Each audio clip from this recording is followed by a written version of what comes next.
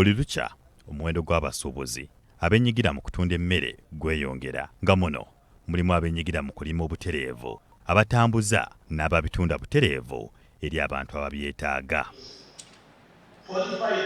Mu mbeera eno gavumenti ng'eyita mu minisitule ey'ebyobusuubuzi n'amakolero etongozza enkola empya ey'okutumbula endya ennungi etuumiddwa Scaling Up Nutrition Business Network ng'eyita mu bannabizinensi bano okusobola okwewala ebirwadde ebadde bisusse okusibako bannayuganda akayirigombe nga kiviira ddala ku ndya embi.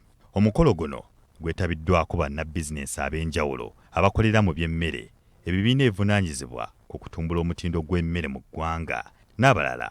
Minisita ow'ebyobusuubuzi Francis Mwebesa abadde omugenyi omukulu ategeezezza nti enkola eno egenda kuyambako nnyo mu kwongera ku mutindo ogw'emmere ennime ssaako n'okumalawo enjala mu ggwanga. If Uganda continues to rely on traditional supply chain system, the burden of hunger and malnutrition will increase. Ono era akakasizza nti gavumenti ekola kyonna ekisoboka okulaba ng'enkola eno eteekebwa mu nkola okusobola okutumbula ebyobulamu bw'abannansi.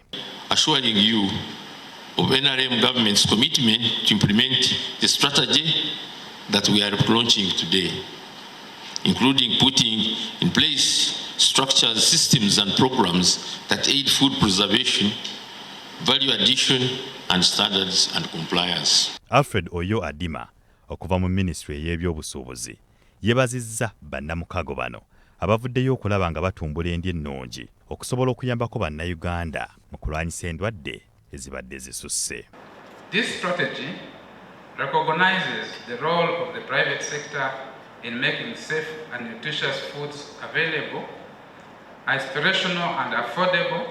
Marcus Pryor akiikiridde ekitongole ki World Food Program atenderezza nnyo enkola eno era n'alaga nga bwe bagenda okumalawo enjala ssaako n'okwongera ku mutindo gw'emmere ekigenda okwongera ku nnyingiza y'abo bonna abenyigira mu byokulya. Strategy will bring a fresh energy to food systems transformation in the country as the private sector plays multiple roles, from increasing productivity to value addition, supporting markets and the distribution of nutritious foods, and tailoring consumer education to drive increased consumption of nutritious food. Bannamukago mu nteekateeka eno basanyufu bya nsusso n'enzikiriziganya ze batuuseeko era balambuludde bye bagenda okutandikirako. Enteekateeka kyekola kwe kugezaako abalimi nabo okubafunira platform mwe beekuŋŋaanyiza okusobola okwogera n'eddoboozi erimu. Statistics ziraga nti buli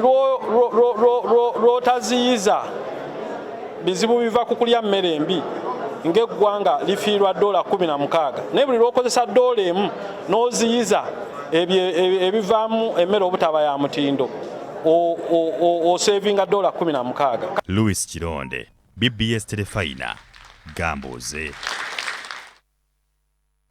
Kakati mu bulimi n'obulunzi oluvannyuma